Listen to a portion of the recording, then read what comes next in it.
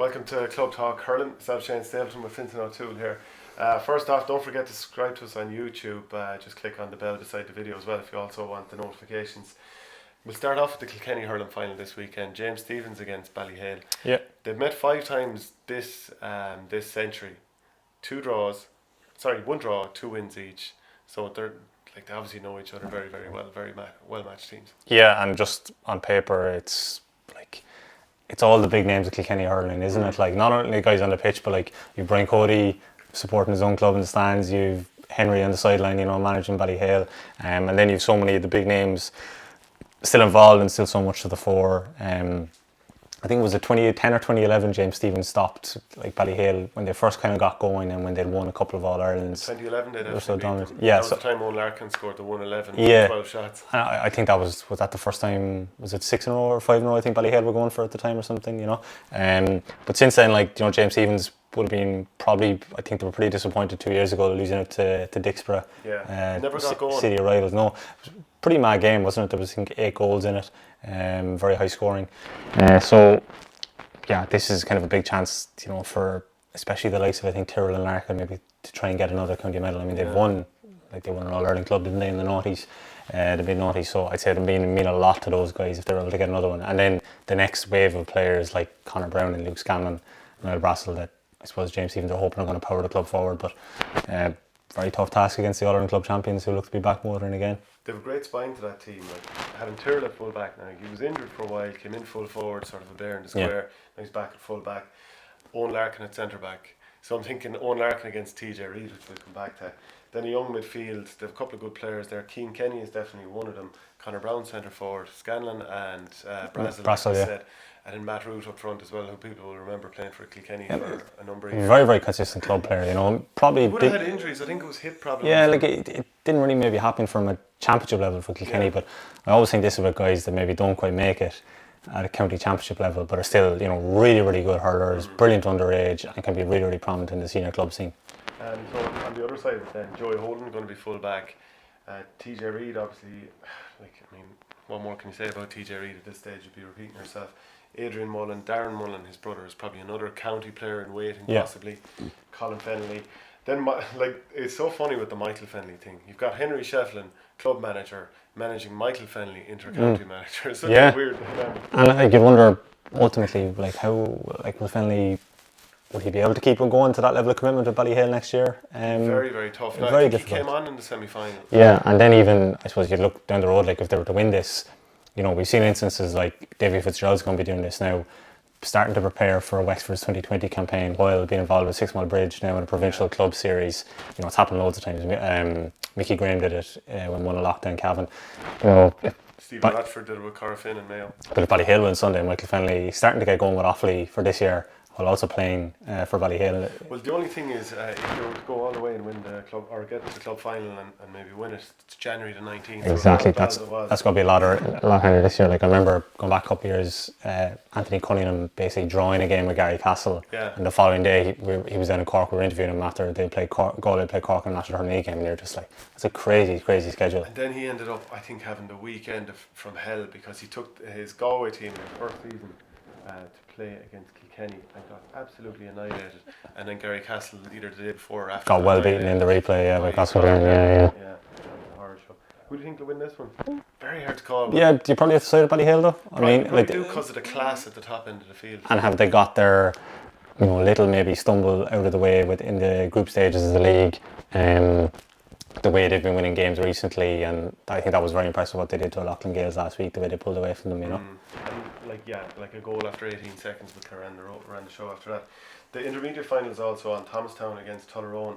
The main reason to bring that up is the prospect of seeing Tommy Walsh at full forward. He scored 4 from play last time. And it was this time last year they lost to Greg Ballycallan, and that was a pretty painful defeat for them. A few near misses, haven't they? And I think it'd be a big thing for him to kind of get them back up senior, while he's still playing. Pádraig Walsh. I'm thinking, is it going to be Pádraig Walsh against John Donnelly? And I think anyone who watched Kilkenny this year would have seen John Donnelly really establish himself as a senior sort of player. Probably was their best forward in the final. And that would be the sort of matchup that's going to decide this if they end up in direct competition with each other. the London final is on this weekend. Robert Emmett's against St Gabriel's.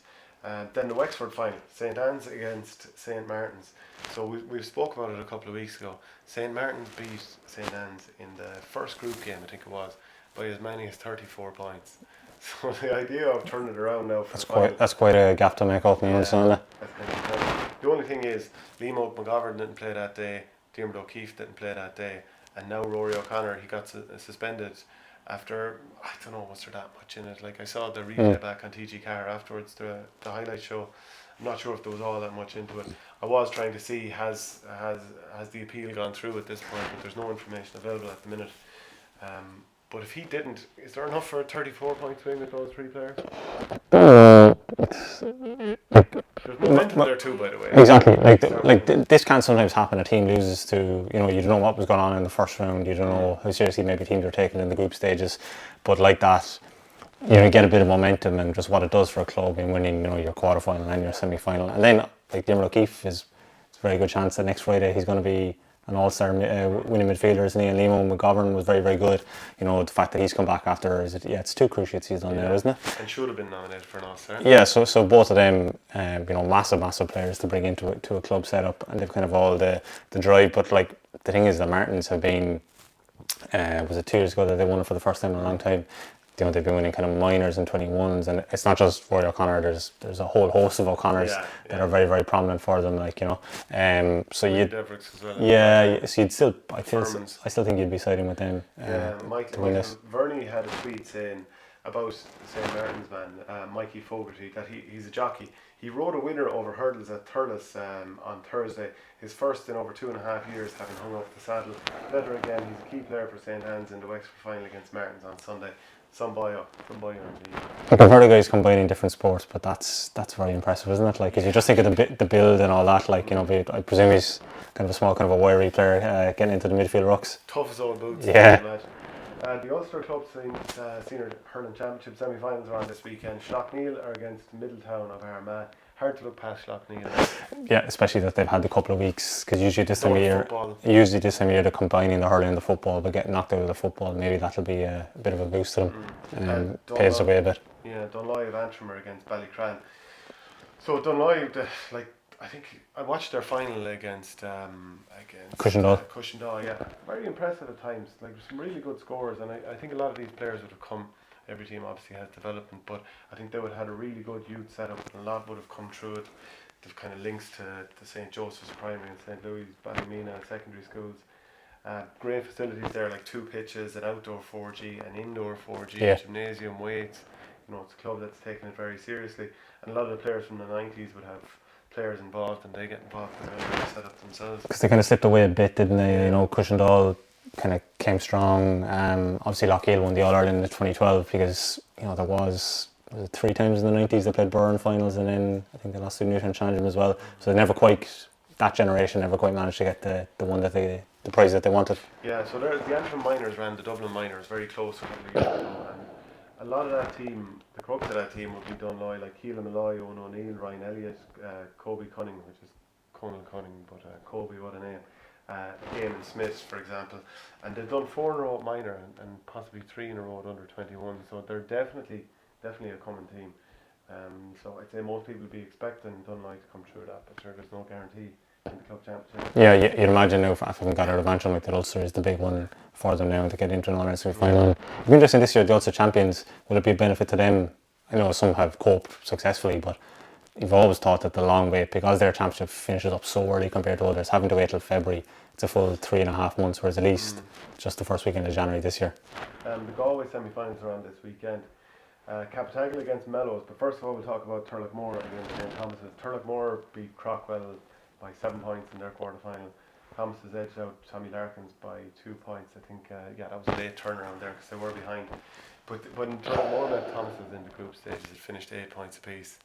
That sounds like as dour a game as you come across. I think the weather was a big factor there. Turlough, they were sort of a traditional club in the sense that they won a 6 in a row at the start of the 60s, but haven't won it since 85 or been in the final since 90. But there's a load of class players there. Yeah, definitely over the last couple of years they've been the team that have been talked about in Galway. Let's say fail teams. Yeah, and like they've been winning minors, under 21s. They got James Horn involved for a couple of years with them, if you remember. I think Francis Ford, it's his club. Like, I think he's involved in some way in the management team. And then, you know, Fergal Moore, I think, was kind of maybe the trailblazer at senior level. Then Daithí Burke is now kind of the main man for them. You know, he's been juggling. I think, you know, obviously we're used to him kind of juggling his Galway hurling and Curfin football commitments. Turlough Moore hurling at this time of year is kind of a new one thrown into it. Like, but then, you know, guys like. But if they win this weekend, then next weekend he'll have to choose between Turlough Moore in the. So that'll go back 2 weeks. But what he'll basically have, he's the Galway hurling semi-final this weekend. He had the football final last weekend. He came off the bench. His Galway football replay 3rd of November, and then if everyone just keep winning, that's when the clash appears. I got that. A Connacht's first round and a Galway hurling final. But I think if there's one guy who's proven to be proficient at swapping between the two over the last couple of years, and you imagine this has got to be a massive one for him. This is, for everything that he's achieved over the last couple of years, this is probably the one to get to a county hurling final with your club, and he's captain. His brother Ron's involved, and they're playing against the reigning champions. You know, there's a lot of motivation there, you imagine. There's not too many lads who, and I know this is early going for the semi-final stage, but not too many lads have won club with different like Club All Irelands in different codes with different clubs.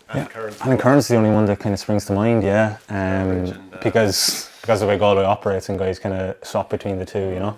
Captagal against Lean Mellows. So this is the 3rd time in a row that they've met in a county semi-final. The last 2 were fairly agonising for Captagal, weren't they? Yeah, I just kind of remember kind of reading about it that the first one was pretty low scoring, but they kind of missed a lot of chances. And then last year was a brilliant semi-final, apparently, really high scoring. I think it was 20 points to 19 it finished.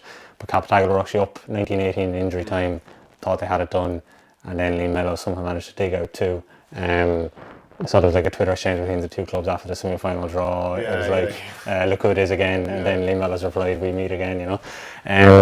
But like, just suppose James Gale is the most recognisable player, Captagal, who've never been in a county senior final. Damien Joyce there as well. Yeah, but they have a couple of good guys, Declan Cronin, Dan Nevin, Jarlath Mannion. I was looking at it, they played under 21, kind of on the fringes of the senior squad, really, really good club players. And just looking at that quarter-final result, I mean, Lochraven kind of pretty strong in Galway, haven't they, over the last couple of years? Beat them well, 2-18. That's pretty decisive victory, yeah. And then Lean Mellows hammered the snot out of Sarsfield, who of course, like Joseph Cooney's away in Australia, so that's not going to help them. But Sars were just a point from playing the whole game. You know, very, like, of course, like a lot of the time you're kind of relying on reports from across the country to find out what actually happened there. Very hard to call either of these 2 games. But like with St. Thomas's getting to the All-Ireland club final during the year, is that a help or a hindrance? Because it went so poorly for them. Are they ready to bounce back, or do you need that bit of a gap to kind of reset again? It's one of the helping is the fact that Galway were knocked out so early, so at least their players have had a break, you know. Like some of those guys have been on the road, like David Burke and Conor Cooney have had long seasons for about 4 years in a row. The other ones that they lost is Fintan Burke. Do you remember he did his cruise ship pretty badly? I think he did the warm up the last. I think he's on the way back. Like I thought he was a really, really big player for them, but like the manner of that All-Ireland club final defeat was pretty disappointing. But looking at these 2 games, you'd have to think the underdogs have massive motivation, Captagal and Turlough Moore. If you got that final, it'd be brilliant from a neutral point of view. You know, it'd be really, really novel, wouldn't it? Yeah. But the other 2 have like massive experience, given that they met in last year's final, and Lean Mellows won it 2 years ago, and Thomas have won a couple of finals. Plenty of other games around the country at all the different levels, but I just mentioned the Connacht Intermediate Hurling Championship. 4 roads of Roscommon against Tureen of Mayo. So to be fair to Tureen, like they won the title in 2018 and pushed Oranmore Marie all the way last year in the final, and Oranmore Marie went on to win the All Ireland. You know, you'd have to give Tureen some sort of a chance if they can do that. Yeah, I remember chatting to, I suppose it's the part of the country you wouldn't really associate with hurling, but I think the club changed before that All-Ireland semi-final. I can't remember, it was a Kilkenny champions then, they were playing the All-Ireland semi-final, and how it was such a massive thing for them. They'd be between Ahamore, which would be Alan Freeman's football club, and basically just there'd be a massive, I suppose, pocket there between themselves and Ballyhonus. Keith Higgins obviously plays very prominently for Ballyhonus. Was it Dunnamaggin they played? Yeah, I think that's who it was, yeah. And just, you know, what a massive occasion it was basically for them to get to it, and how much they were kind of looking forward to it at the time. 4 Roads were Connacht champions in 88, which is some goal. Yeah. You wouldn't expect to see that now. Of course, like the last time that the Connacht Senior Hurling Inter-County Championship, I think that was 1998. Yeah, that's gone a good one now, yeah. Yeah, so that's not going to exactly help them, but And just double check when they actually won the Connacht. Yeah, it was 1988. They won it in 77 Right. as well. So it feels a little bit like the elite counties have pulled the ladder up after them, and they're not exactly going to help those smaller counties. Yeah, It's going to be very hard to bring them on. but I do think this is a great development. The fact that when you win your senior championship in a so-called weaker county, to use that phrase, but at least then you have an outlet in terms of a provincial system and an All-Ireland system. Like Mount Leinster Rangers, that's how they won an All-Ireland intermediate and then they got to a senior final. So at least it's something to aspire towards. Yeah, I think that's it for the Club Hurling Talk this week. That's it. If there's any story we missed, send it in to us, and don't forget to follow us by subscribing on YouTube by clicking that button just there.